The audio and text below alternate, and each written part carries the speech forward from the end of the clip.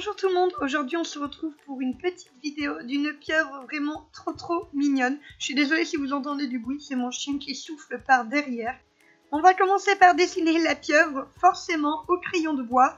On ne voit pas grand chose, j'en suis vraiment désolée, mais j'ai voulu vous le laisser pour que vous puissiez voir par où j'ai commencé mon dessin en fait.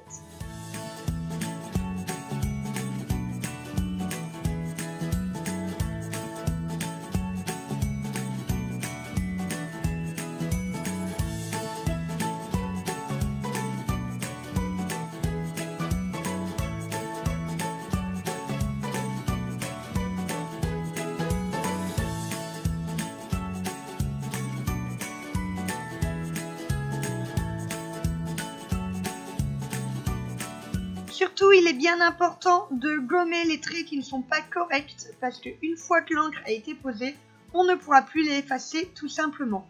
J'utilise toujours ma gomme, je vous mets le lien de la vidéo où j'en ai parlé. En tout cas, cette gomme est géniale et je ne m'en lasse pas.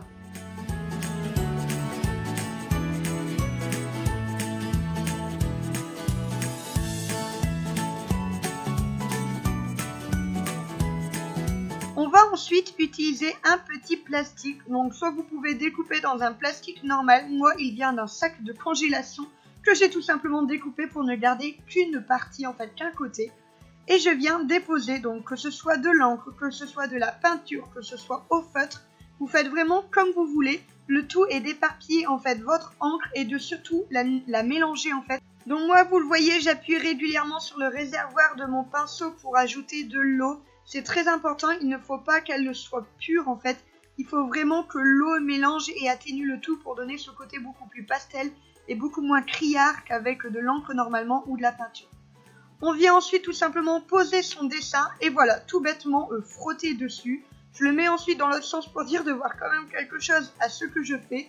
Mais comme vous voyez, je frotte, je relève, je remets à des endroits où j'ai l'impression qu'il n'y en a pas beaucoup, donc ça c'est vraiment du pifomètre et c'est surtout très simple à faire. Je viens ensuite faire des petites projections de peinture à nouveau. Donc là, vous le faites vraiment comme vous le sentez.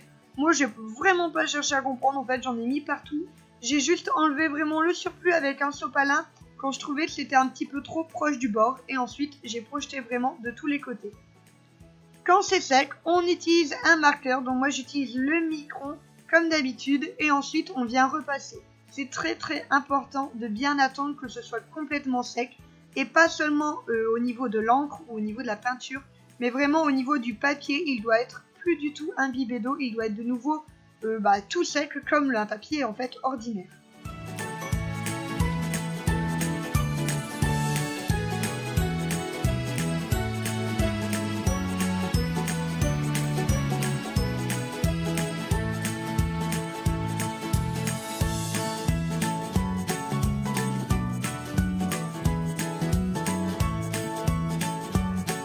Et je viens ensuite décorer le tout.